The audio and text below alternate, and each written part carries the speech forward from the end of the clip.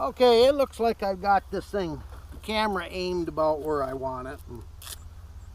So now, like I said, this is kind of typical of a lot of my ground that I trap. It's quite sandy here. I do get into some good old blue clay, but you know, I never believed these cookie cutters, all they are, this is just about where I'd put that set, maybe about like this. Put that there and this there. So, in this kind of ground, we just rock it in. Now, I don't work in sod, hardly at all. So there isn't anybody, you know, gonna pick this up and pull out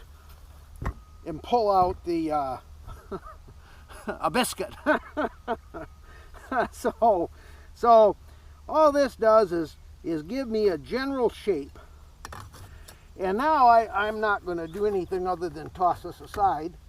But also, all of my sets are blended. Now, if I was making a trench set, you know, a step-down dirt hole, a deep step-down dirt hole, I think a cookie cutter would be probably one of the last things I'd use. So, now I use wax sand. And this is why, well, look at here. I guess I did pick the right spot. Here's an old cable stake of mine. Sticking up exactly dead center of the trap bed. Now, I don't know, that's getting pretty precise, and I guess my eye is just as good as it was, because I didn't sit here last year on this ridge. So anyway, okay, what we were saying. Since I blend my sets, there's no loose dirt around my trap bed. And I want it, and what you don't want to do is pack it.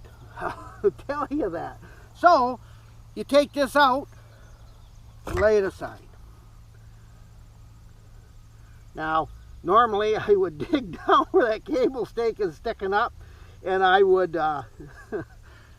drive my cable stake right there where that is, actually. So now, okay, we've got this cut out. We haven't disturbed anything else. Like I said, every set I make is a blended set, so I don't want to screw around with disturbing the texture, the compactness of the surrounding dirt. I don't want to do that. I don't want to be pounding, because that does you no good. If you have dirt scattered out here and you're pounding the virgin soil down, all you're making is a dish needlessly. So, in my opinion. So what I would do next, I carry all of my wax sand in these are high density polyethylene. They're literally indestructible. I've gathered some regular sand this morning. That's not my wax sand. And I can get 5 of these in a Rubbermaid tote, so I carry 2 totes in the back of the truck. Each one of these is good for about 2.5 sets. That's important to know. So it's also important, I've seen guys, you know, they use buckets, they use Ziploc bags, but these, like I said, they stack in nice in the box on my quad, and then, of course, like I said, with the Rubbermaid totes in the back of my truck. So now I'm getting ready to bed, so I put my wax dirt in, or wax sand. All right.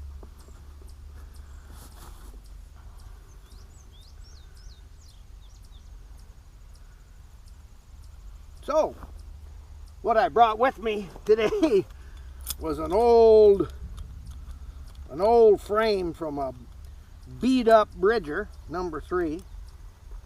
So he would fit just like this. Whether it's the bridger, as you see, or the Jake. Now,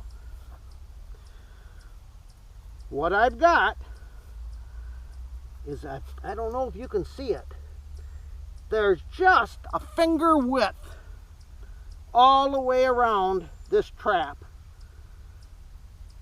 for the away from the edge of the hole and away from a virgin soil. And then it's a matter, once you've got it bedded, of course this isn't, is to go ahead and fill it up.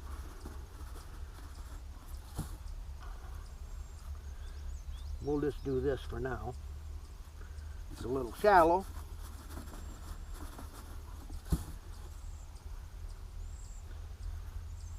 So, there is no reason for me to pound that friggin' dirt.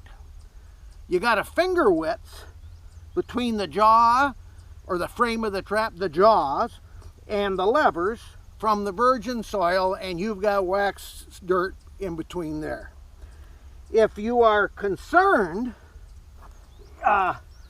with them stepping on your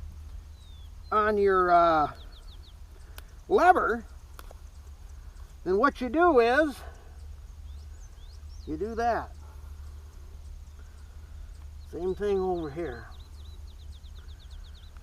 All right, and then you know, I've got a side backing there, and we're a little light here. So what you would do, that's one of my covers off the thing. What I would do, here's a good one right back here behind the camera. Right there.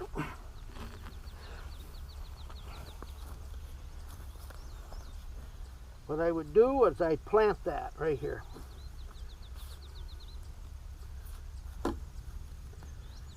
Jaw guard.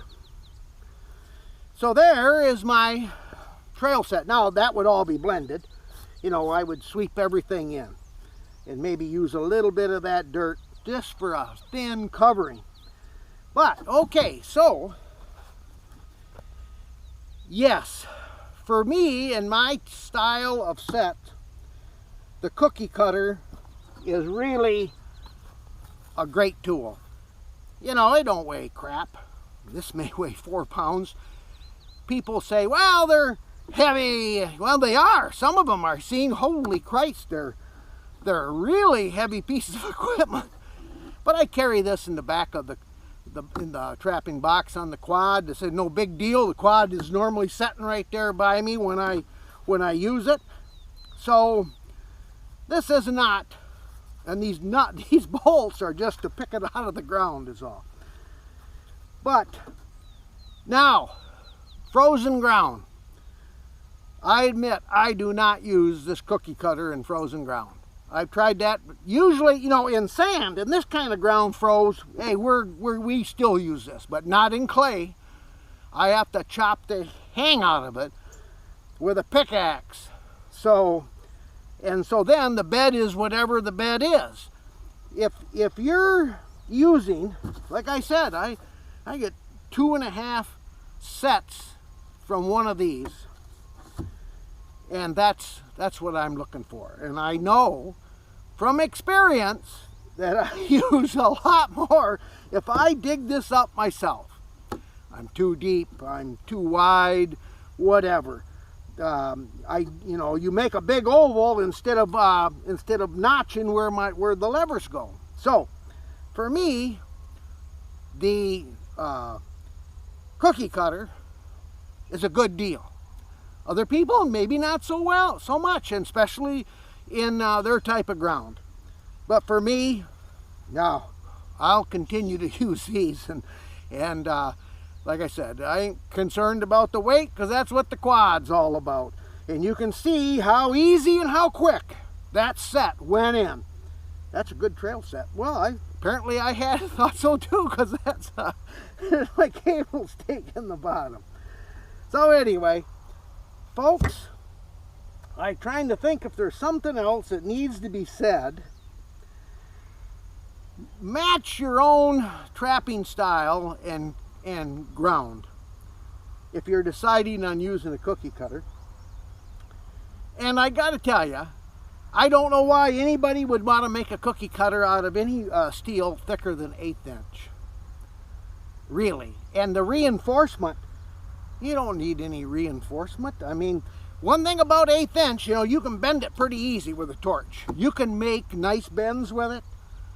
Very little welding. Hell, you can acetylene weld it. You don't need a arc welder or a MIG or a flux core. So, I think that's about covers it. I don't think there's anything else I wanted to say about the cookie cutter, the way my containers for waxed sand. I usually carry 2 in the quad. That's good for 5 traps. And I just switch them out at the truck, and then when I get home, I just fill the empties, that's all. But it's a great way to carry wax sand. I ain't kidding you. This high density polyethylene, I think they're 2.5 gallon. I don't know, maybe they're 2 gallon. I don't know. But I know that I make 2.5 sets out of this time and time and time again. So, all right. Well, I can't think of anything else to talk about this. Oh, let's go back to this.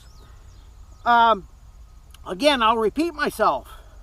If I was making a working in loose dirt, the set was loose dirt, like a deep step down or trench set, I would never use that.